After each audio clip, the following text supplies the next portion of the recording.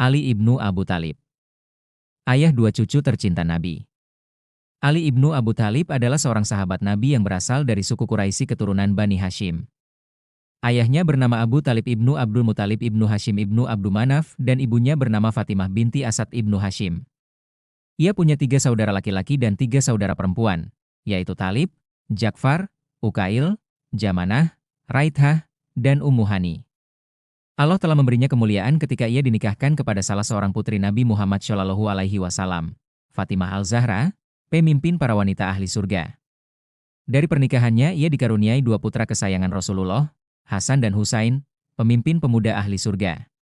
Ia memiliki beberapa nama julukan, dan julukan yang paling disukainya adalah Abu Turab laki-laki berdebu. Ia senang jika seseorang memanggilnya dengan julukan itu, Abu Turab. Itulah yang dikatakan oleh salah seorang perawi, Sahal ibnu Sa'ed.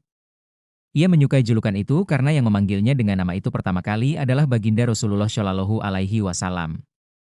Suatu hari, layaknya rumah tangga yang lain, Ali marah kepada istrinya, Fatimah Al-Zahra putri Muhammad.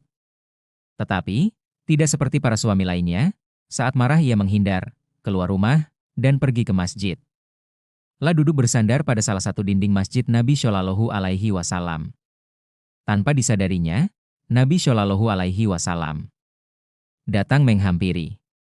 Nabi Shallallahu Alaihi Wasallam melihat punggung Ali dipenuhi debu sehingga beliau membersihkan pakaian Ali dari debu dan berkata, "Hai laki-laki yang berdebu Abu Turab."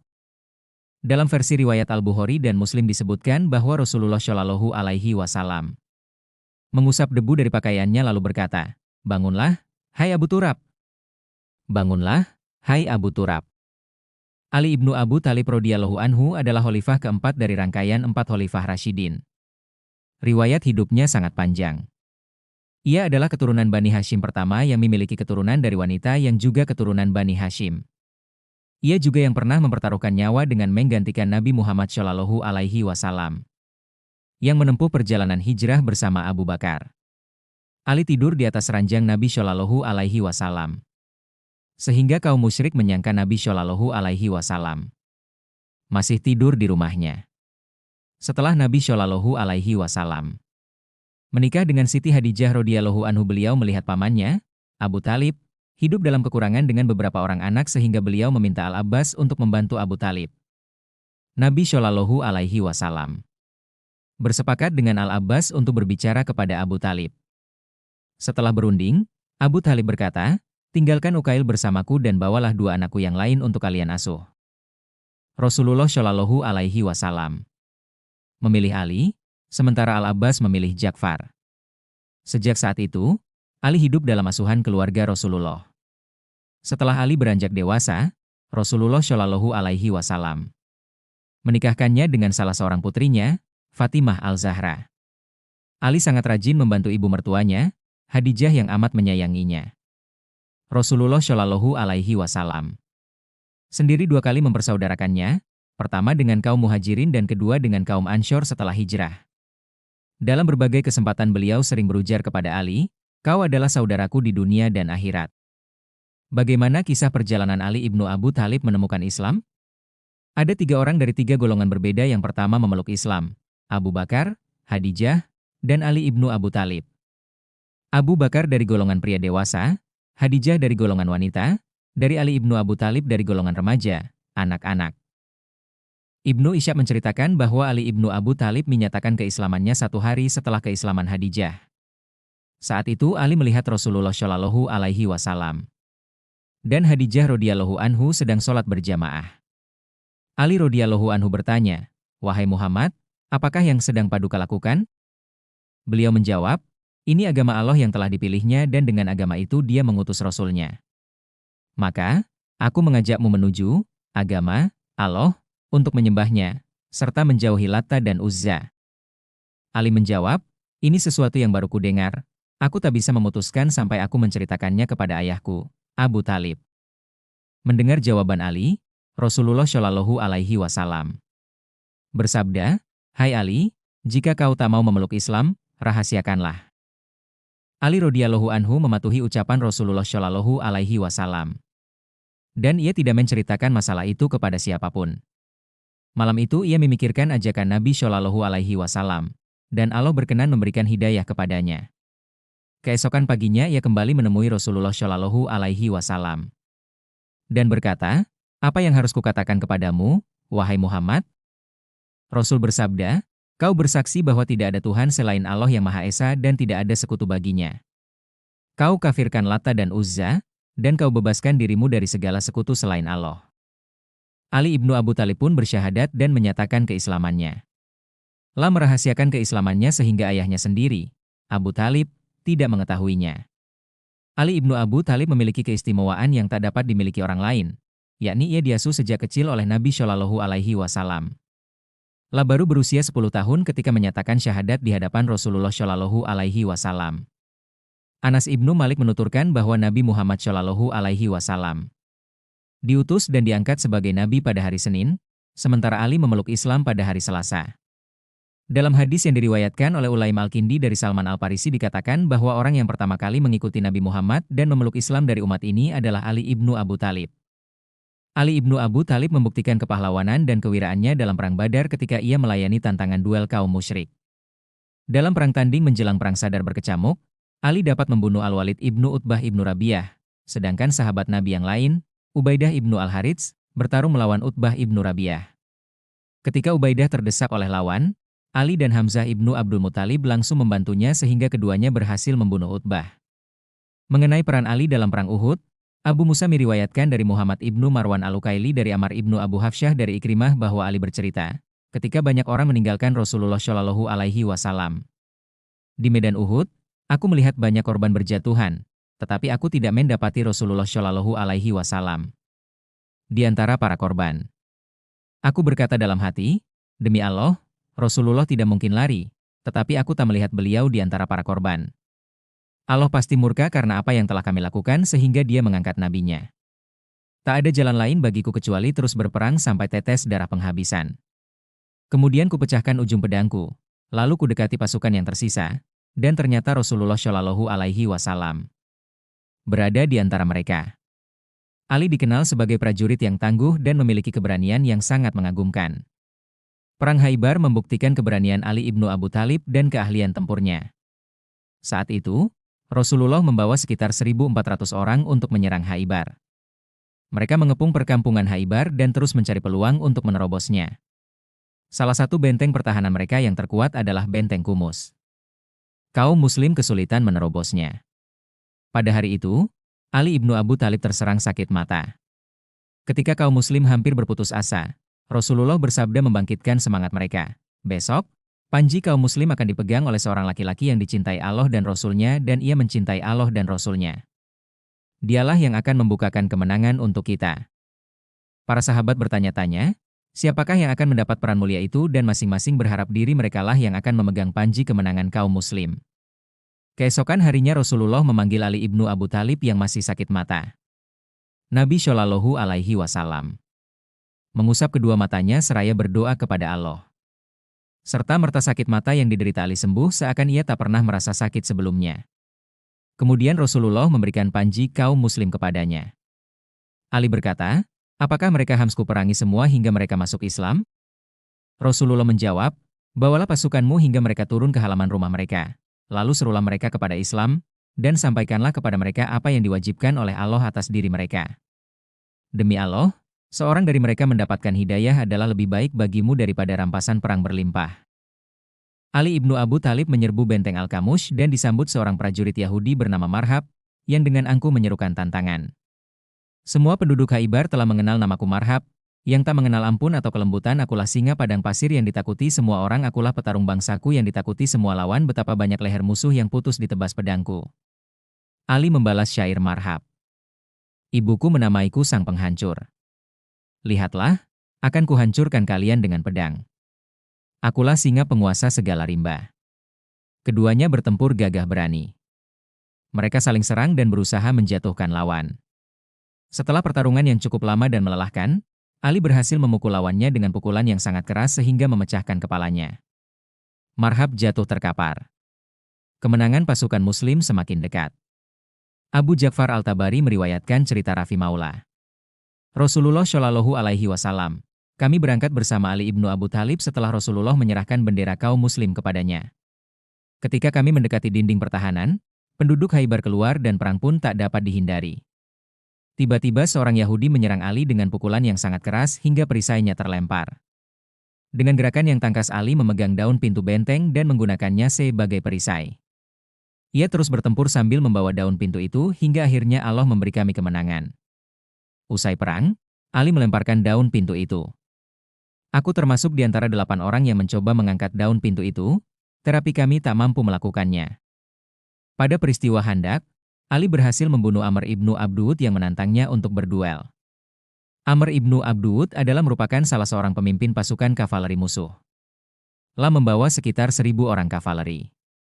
Ketika melihat Madin dikitari parit yang cukup lebar, ia memerintahkan pasukannya untuk menuruni parit sehingga ia bisa menyeberanginya. Tiba di sisi yang berbeda, ia meneriakkan tantangan duel. Ali berdiri meminta izin kepada Rasulullah untuk memenuhi tantangan itu. Rasulullah berkata kepadanya, "Tetapi dia Amr." Ali menjawab, "Meski dia Amr." Ali langsung loncat ke hadapan Amr dan berkata, "Hai Amr, dulu kau pernah bersumpah bahwa tidak seorang Quraisy pun yang mengajakmu kepada salah satu dari 2 bentuk ikatan persaudaraan kecuali engkau akan memenuhi ajakannya." Amr menjawab, "Benar. Maka dengarlah, aku menyeru dan mengajakmu kepada Allah, kepada Rasul-Nya, dan kepada Islam. Aku tak peduli. Kalau begitu, ayo turun. Kita bertarung. Mengapa tidak, wahai anak saudaraku? Demi Allah, pedangku ini haus akan darahmu. Perhatikanlah, aku akan membunuhmu. Demi Allah, akulah yang akan membunuhmu." Serta-merta Amr loncat dari kudanya dan berhadap-hadapan dengan Ali. Keduanya bertarung habis-habisan. 2 singa Arab saling menerkam.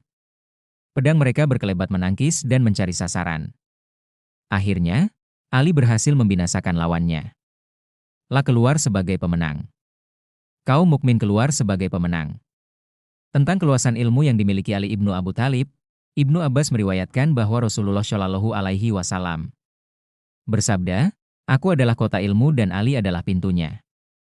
Barang siapa menghendaki ilmu, ia harus mendatangi pintunya." Ibnu Abbas berkata, Ali telah dianugerahi 9 dari 10 bagian ilmu. Dan, demi Allah, ia bahkan memiliki pula 1/10 ilmu yang dianugerahkan kepada mereka. Said ibnu Amr ibnu Said ibnu Al-Esh berkata kepada Ubaidillah ibnu Liyasi ibnu Abu Rabiah, "Paman, kenapa manusia lebih condong kepada Ali?" Ubaidillah menjawab, "Keponakanku, sesungguhnya Ali memiliki apa yang engkau inginkan. Keluasan ilmunya tak dapat ditandingi siapapun. Ia pun memiliki wawasan yang luas, ia lebih dahulu memeluk Islam, menantu Rasulullah Shallallahu Alaihi Wasallam, memahami sunnah beliau, mahir bertempur, dan sangat mengasihi orang yang membutuhkan." Ali radhiyallahu anhu pernah berujar tentang nilai penting ilmu. Ilmu berbisik kepada amal dan amal mesti menjawabnya jika tidak, ilmu menjadi sia-sia. Dalam kesempatan lain, ia berujar, "Sepanjang hidupku bersama Rasulullah Shallallahu Alaihi Wasallam, tidak pernah sekalipun mataku terpejam dan kepalaku terbaring tidur kecuali aku mengetahui pada hari itu apa yang diturunkan oleh Jibril alaihi salam tentang yang halal dan yang haram atau tentang yang sunnah, atau kitab, atau perintah dan larangan, dan tentang siapakah ayat itu turun." Ali mencapai keistimewaan dalam bidang ilmu karena 2 sebab. Pertama, karena anugerah yang diberikan Allah kepadanya berupa akal yang cerdas dan lisan yang fasih. Ia pernah berkata, "Allah menganugerahiku akal yang cerdas dan lisan yang fasih." Kedua, Nabi selalu mendorongnya untuk mencari ilmu. Ali berkata, "Jika aku bertanya, aku pasti mendapatkan jawaban dan jika aku diam, beliau akan mengajariku." Keluasan ilmu dan kecerdasan Ali ibnu Abu Thalib telah diakui oleh kebanyakan umat, bahkan oleh Nabi Shallallahu Alaihi Wasallam. Alangkah baik jika kita dengarkan nasihatnya tentang etika orang-orang yang berilmu. Ali radhiyallahu anhu berkata, "Pelajarilah ilmu sehingga kalian dikenal dengan ilmu itu, amalkanlah ilmu kalian sehingga kalian menjadi ahli amal, karena akan datang setelah kalian suatu zaman, 9 dari 10 orang pada zaman itu mengingkari kebenaran, al-haq, dan tidak selamat dari zaman itu kecuali orang yang bertobat dan kembali. Mereka adalah para pemimpin yang mendapat petunjuk dan pelita ilmu, bukan orang yang tergesa-gesa, banyak cakap dan menyia-nyiakan waktu." Dalam kesempatan yang berbeda ia berkata, "Wahai orang yang berilmu, amalkanlah ilmu kalian karena seorang alim adalah yang mengetahui kemudian mengamalkan. Seorang alim adalah yang ilmunya bersesuaian dengan amalnya." Akan muncul kaum-kaum yang membawa ilmu namun tidak mengamalkannya. Yang tersembunyi pada diri mereka bertolak belakang dengan yang terlihat, ilmunya bertentangan dengan amalnya, mereka duduk saling berhadapan membangga-banggakan ilmunya masing-masing, seraya melecehkan orang lain. Akibatnya, seseorang marah kepada teman semajelisnya dan meninggalkannya. Ketahuilah, amal mereka itu tidak akan naik kepada Allah yang Maha Suci. Tentang kezuhudan dan ketawadukannya, Ali pernah berkata, dunia itu tak ubahnya bangkai. Siapa saja yang menginginkannya sedikit saja maka bersabarlah menunggu giliran dengan anjing-anjing. Diceritakan bahwa suatu hari Ali mendatangi penjual pakaian bersama pembantunya. Ia membeli 2 helai baju, kemudian berkata kepada pembantunya, pilihlah salah satu yang engkau sukai. Pembantu itu pun mengambil baju yang disukainya dan Ali mengambil baju lainnya, lalu memakainya. Saat ia mengulurkan tangannya, ternyata baju itu kepanjangan. Ali berkata kepada pembantunya, potonglah bagian yang kepanjangan ini. Si pembantu itu kemudian memotongnya, dan Ali mengenakan pakaian itu, lalu beranjak pergi. Ali ibnu Abu Thalib memiliki kedudukan yang istimewa di sisi Nabi Shallallahu Alaihi Wasallam, yang membedakannya dari para ahlul bait lain. Diriwayatkan dari Sa'id ibnu Abi Waqqas radhiyallahu anhu bahwa sebelum pergi ke medan perang Tabuk, Rasulullah Shallallahu Alaihi Wasallam mempercayakan urusan di Madinah kepada Muhammad ibnu Musalmah radhiyallahu anhu dan menitipkan keluarganya kepada Ali ibnu Abu Thalib. Kaum munafik menghasut Ali karramallahu wajah bahwa Nabi meninggalkannya di Madinah karena ia tidak menyukai Ali. Maka, Ali segera pergi menyusul Nabi Shallallahu Alaihi Wasallam dan berkata, wahai Rasulullah, engkau hanya memberiku tugas untuk mengurusi wanita dan anak-anak. Rasulullah Shallallahu Alaihi Wasallam memintanya pulang seraya menghiburnya dengan ucapan, tidaklahkah engkau memiliki kedudukan di sisiku seperti kedudukan Harun di sisi Musa? Hanya saja, tidak ada nabi setelahku. Diriwayatkan dari Zur ibnu Hubaisi dari Ali bahwa Nabi Shallallahu Alaihi Wasallam bersabda kepadanya, tidak ada yang mencintaimu kecuali orang mukmin dan tidak ada yang membencimu kecuali orang munafik.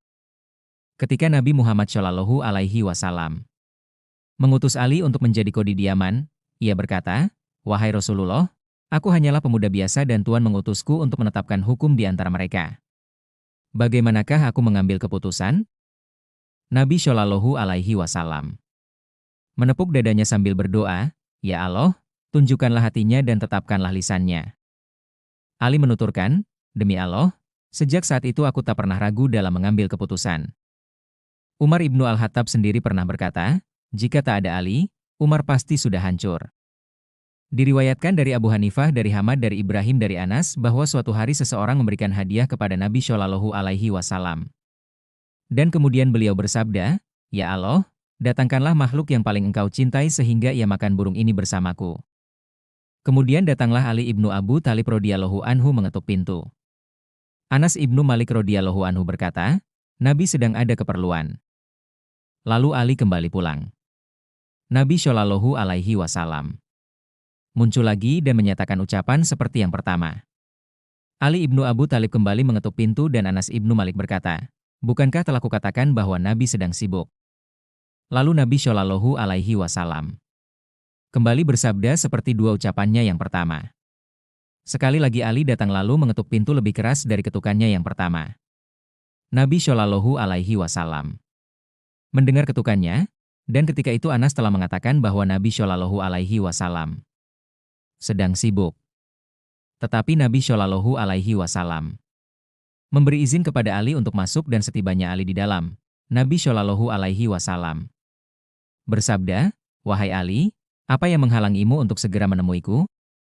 Keluasan ilmu dan kecerdasan Ali ibnu Abu Thalib telah diakui oleh kebanyakan umat, bahkan oleh Nabi Shallallahu Alaihi Wasallam.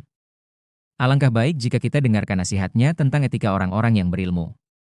Ali radhiyallahu anhu berkata, pelajarilah ilmu sehingga kalian dikenal dengan ilmu itu, amalkanlah ilmu kalian sehingga kalian menjadi ahli amal, karena akan datang setelah kalian suatu zaman, 9 dari 10 orang pada zaman itu mengingkari kebenaran, al-haq, dan tidak selamat dari zaman itu kecuali orang yang bertobat dan kembali. Mereka adalah para pemimpin yang mendapat petunjuk dan pelita ilmu, bukan orang yang tergesa-gesa, banyak cakap dan menyia-nyiakan waktu. Dalam kesempatan yang berbeda ia berkata, wahai orang yang berilmu, amalkanlah ilmu kalian karena seorang alim adalah yang mengetahui kemudian mengamalkan. Seorang alim adalah yang ilmunya bersesuaian dengan amalnya. Akan muncul kaum-kaum yang membawa ilmu namun tidak mengamalkannya. Yang tersembunyi pada diri mereka bertolak belakang dengan yang terlihat, ilmunya bertentangan dengan amalnya, mereka duduk saling berhadapan membangga-banggakan ilmunya masing-masing, seraya melecehkan orang lain. Akibatnya, seseorang marah kepada teman semajelisnya dan meninggalkannya.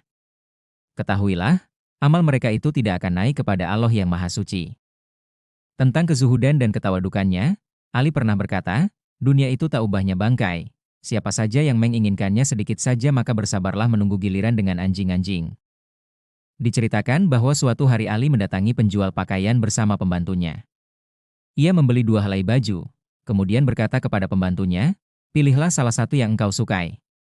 Pembantu itu pun mengambil baju yang disukainya dan Ali mengambil baju lainnya, lalu memakainya. Saat ia mengulurkan tangannya, ternyata baju itu kepanjangan. Ali berkata kepada pembantunya, potonglah bagian yang kepanjangan ini.